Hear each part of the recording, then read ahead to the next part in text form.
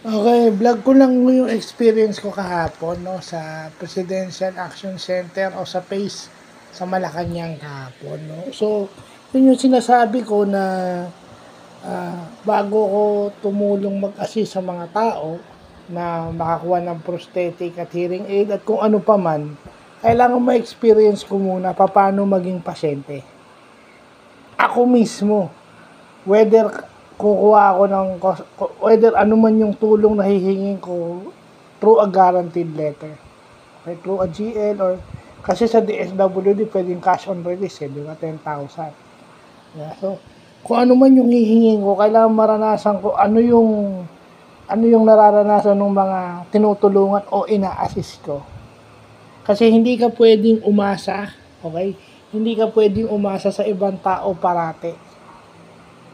Hindi ka pwedeng nakadepende parati sa ibang tao. So, have you ever transported yourself to Malacanang using yung vehicle ng barangay nyo? So, yun. Or, naranasan mo na bang mag-commute, mag-grab, o mag-taxi papuntang Malacanang? Regardless kung saan ka manggagaling, especially from dito sa Bacoor. So, yung mga ganong sinabi, well, thank you kay, yung nag-asikaso sa akin, kay Ma'am Mila. Nalimutan ko yung kanyang surname. But thank you kay Ma'am Mila na nag-interview sa akin, very accommodating, and, very concerned siya na nagtanong sa akin if I eat lunch. So, very accommodating yung mga nasa Presidential Action Center. Maraming salamat po, Ma'am Mila, for accommodating me.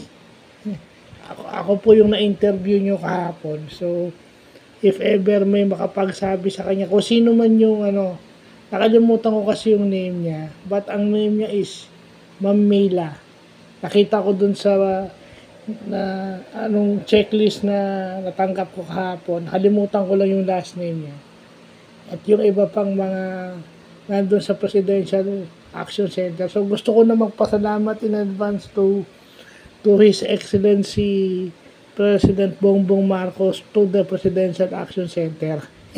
Salamat po. Medyo lutang pa nga ako kahapon. May nakalimutan ako ilagay dun sa form, dun sa letter. Kasi medyo inaantok pa ako dahil maaga ako nagising. So, maraming salamat po doon sa mga nagkatid sa amin, kaya Kuya Angel Hornadal, tsaka doon sa kanyang kasama, kay Ate Mayumi at kay G. Masmela Jr. na nakasama ko kahapon, kay William Magtira na sinamahan yung tatay niya, kay Kuya Joper Disito ng Queens Row. So, thank you po sa pagtitiwala sa amin na maidala kayo sa Presidential Action Center. At yung kila XO, Marlon Calion, kay Cap, kay Sec Genesis, kay Team Leader Wilfredo Somo, maraming salamat po. So, ang ganda, technology-wise, siguro yung nakita ko dun sa Presidential Action Center, dapat ganun na yung technology sa mga companies and even sa maliliit na private schools. Sa schools, diba? Kasi may mga schools, may mga colleges and university na medyo updated na yung technology. So, sana, yung technology nakita ko, I cannot divulge kung ano siya specifically kasi bawal, but yung technology na nakita ko sa Presidential Action Center, ganun na dapat kasi tingnan niyo sa Presidential Action Center, namamanage sila yung pila kasi maliit lang yung place nila, so kailangan nilang gumamit ng technology na yung tao na mamanage sila yung queue o yung pila. So yun lang masasabi ko, yung technology na yun.